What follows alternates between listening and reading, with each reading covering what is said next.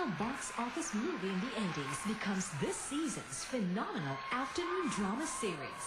Sa pelikula, ang tambalang megastar Sharon Cuneta at charming leading man Gabby Concepcion ang umantig at nagpaigting ng pag-iibigan noong dekada 80. Sa telebisyon, muling binigyang buhay ng dalawa sa mga pinakamagagaling at pinakahinahanga ang aktor ng kanilang henerasyon, Yasmin Curday at JC De Vera.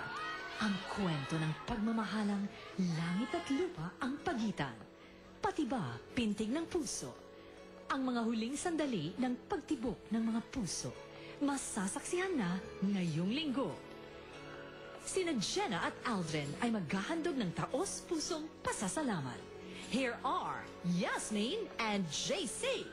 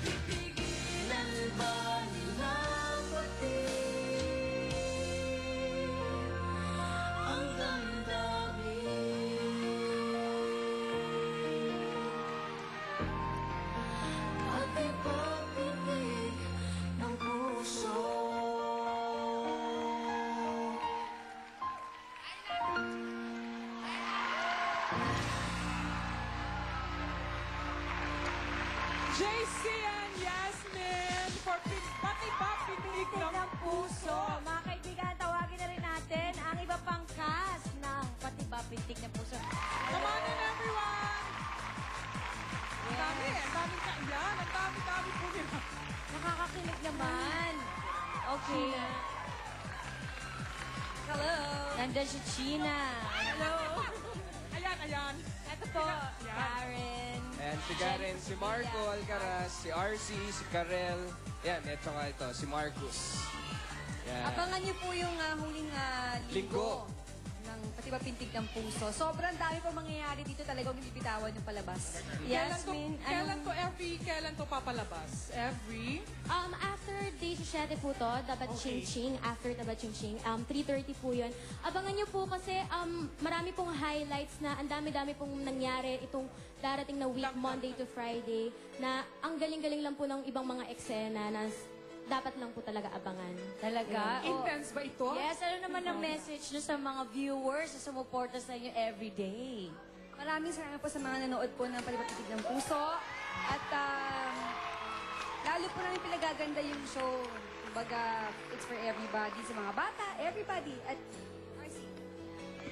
Yun po ang last natin na pagkasama.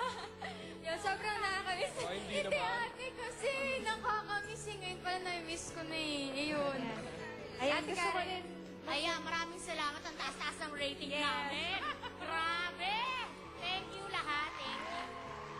Siyempre, tsaka on behalf ng lahat ng cast, gusto rin po namin magpasalamat sa production namin, kina Direk Hill, kay Kuya Otep, kay Kuya Rado. Maraming salamat po sa pagtsatsaga sa amin. Marco? Sa lahat ng mga nanood ng Pati Ba Pintig ng Puso, maraming salamat po. And JC. Ayan, syempre para sa amin ni Yas, maraming salamat sa lahat ng sumuporta sa aming dalawa. Maraming din salamat sa GMA na syempre nagtiwala sila sa love team namin. And hindi lang yun, pagkatapos ng Pintig, hindi pa dito nagtatapos yung pagsasama namin ni Yas. Talaga? Oo, meron pang kasunod. Marami pa, mga papapit. Yes, meron pang kasunod. Oy, off-cam ba yan? Ang aabangan? Or... Pwede bang itanong niya? Oo, pwede ba? Ayaw magsalita ni Karen. Oo, nagre-react. Alam yun, sobrang talagang nakakalungkot kasi, yun nga. Parang kinikilig ka naman kasi. Hindi, nakakalungkot talaga kasi nga, tapos na yung Pintig, isa na naman tapos na show. Pintig lang naman ang matatapos. Di ba hindi naman kayo? Hindi, yun nga, only the beginning, Hindi nga, ah. yun nga yung masaya kasi. It's not the end. Hindi nga, masaya kasi. Syempre, hindi ko kasi akalain na makakasama ko ulit si JC ulit, di Ay, ba? may gusto magsalita. Ayaw. Hindi, syempre, tapos yung mga ibang cast dito, syempre, tapos, syempre, mamimiss ko kayong Naluluwa lahat. na. Oh my gosh. Ayun. Sino ba mamimiss mo lahat o si JC? Easy lang. JC, Hindi, naiiyak si makakasama ko ulit Yasmin. kasi sa pasan ko ang daigdig. O, Yung next. i-comfort mo naman. Oo, Grabe ka. Iiyak na nga yung tao. Yan, syempre, ayan, habang pinocomfort po ni JC. Thank you very much, Forever flawless. Forever flawless. Thank you.